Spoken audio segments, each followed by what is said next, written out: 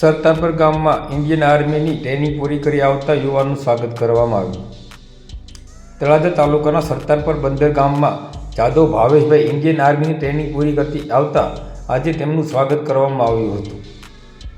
તળાજા તાલુકાના મહિલા મોરચાના અધ્યક્ષ શોભનાબેન શાંતિભાઈ બાંભણિયા દ્વારા કુમકુમ તિલક કરી અને હાર પહેરાવીને ભાવેશભાઈનું સ્વાગત કરવામાં આવ્યું હતું.